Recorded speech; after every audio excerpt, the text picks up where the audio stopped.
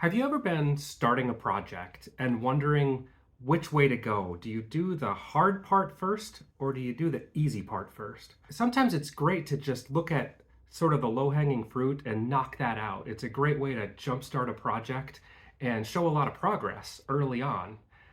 But the counterpoint to that is there's often a difficult part of the project and you're not quite sure how you're going to make that work. I like doing that at the beginning just to sort of de-risk the project. And I know everything is kind of smooth sailing after I can get over that hump. So that's an interesting tension. There are a lot of these kind of tensions in engineering where there are two right things to do, but there's a limited amount of time. Which one do you do? As I said, I like to focus on the hardest part of a project.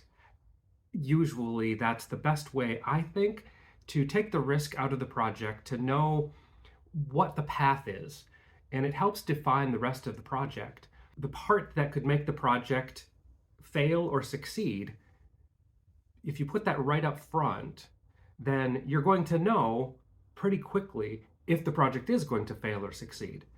Once you know that, you can easily work on the low-hanging fruit and get those other things done. But the counterpoint to that is when you're starting a new project, especially when it's with a new client, it can be very important to show progress. And sometimes you can make it look like you're not making progress because you choose to do that hard thing first. I still think it's the right thing to do, but you have to somehow balance that with showing progress. So perhaps breaking that hard part down into some tasks that are deliverables that show progress, even though the project itself overall doesn't show a lot of progress. It's kind of a version of the 80-20 rule. On any given project, you're going to spend 80% of the time of the project working on this 20% part that's going to be the most difficult. If you do that up front, you might be 80% done, but only appear to be 20% done. On the other hand, if you do the low-hanging fruit first, you're only doing 20% of the project, but it looks like a lot of progress has been made.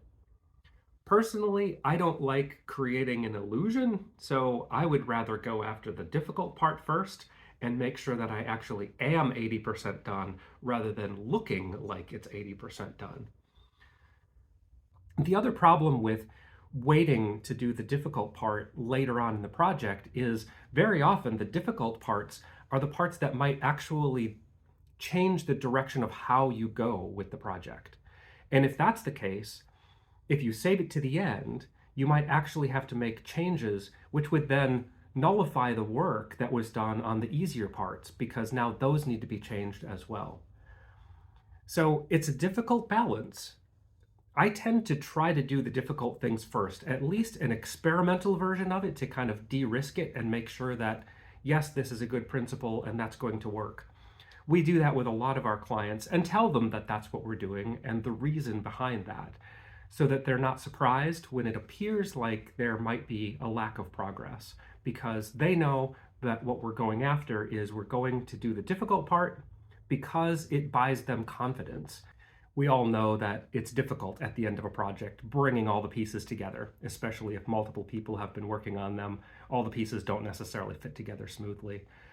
But if you've done the hard work of going through the difficult parts of that project, at least you're just bringing the pieces together at the end, not iterating on a difficult part of the project, which could affect many other aspects of the project.